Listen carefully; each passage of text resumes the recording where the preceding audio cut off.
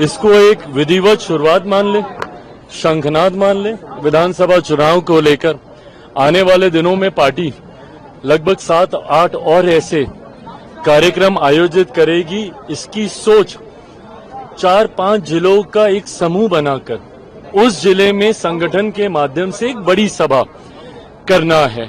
इस बार हम लोगों ने शाहबाद के इलाके में पहला ये कार्यक्रम जिससे हम लोगों ने शुरुआत की है, जिसमें आरा, बक्सर, औरंगाबाद, आपका कैमूर, इन तमाम जिलों को मिलाकर हम लोग ये कार्यक्रम कर रहे हैं। उम्मीद करता हूं कि ये शुरुआत है और आने वाले दिनों में लगभग 7-8 और ऐसे बड़े कार्यक्रम होंगे जिससे हम अपनी डबल इंजन की सरकार की बातें जनता तक पहुंचा सकें।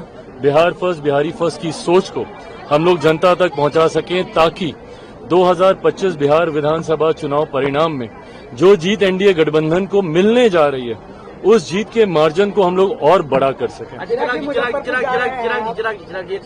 आपने ये भी कहा जो क्या कहते हैं समान सीटों से आपके पार्टी तरफ से कहा गया आप लड़ेंगे, तो वो क्षेत्र कौन सा होगा? मिथिला होगा, मगध होगा, भोजपुर होगा? थोड़ा सा समय हमको और दे दीजिए प्रभु। अभी ये फैसला हुआ नहीं है पूरी तरीके से। पार्टी ने अपनी बातों को रखा, बट जब तक पार्लियामेंट्री बोर्ड में विधिवत तरीके से इन तमाम विषयों के ऊपर चर्चा नहीं हो जाएगी, पहली बात तो हम चुनाव लड़ेंगे कि नहीं लड़ेंगे इसी को एक फाइनल, सामान्य सीट से हम चुनाव लड़ें, ये भी प्रस्ताव पार्टी की तरफ से आया है, जिसको मैं स्वागत करता हूं। बट ये तमाम फैसले मुझे लगता है अंतोगत्वा पार्लियामेंट्री बोर्ड की बैठक के बाद ही होंगे। राहुल जी ने बहाना तैयार कर लिया बिहार चुनाव हारने का।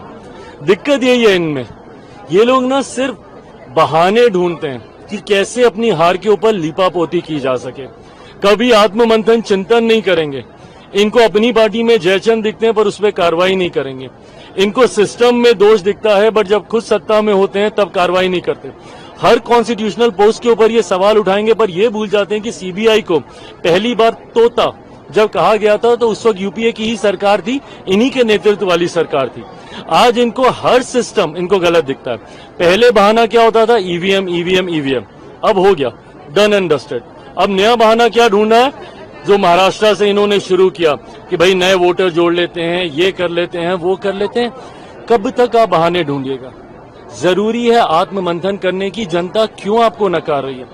क्यों आपके गठबंधन हार रहे हैं? दिल्ली में आपके गठबंधन की सरकार चली गई और इनको पता है कि महाराष्ट्र के बाद अब बिहार में भी उतनी ही बड़ी हार की ओर इनका तथाकथित, अब पता नहीं महागठबंधन है, इंडिया अलायंस है, जो भी है, ये लोग अग्रसर हो रहे हैं। बिहार के बाद ये लोग बंगाल भी हारेंगे, असम भी हारेंगे। उसके लिए बहाना और लिखित रूप में काफी विस्तृत बहाना आज के एक अखबार में राहुल जी के द्वारा दिया।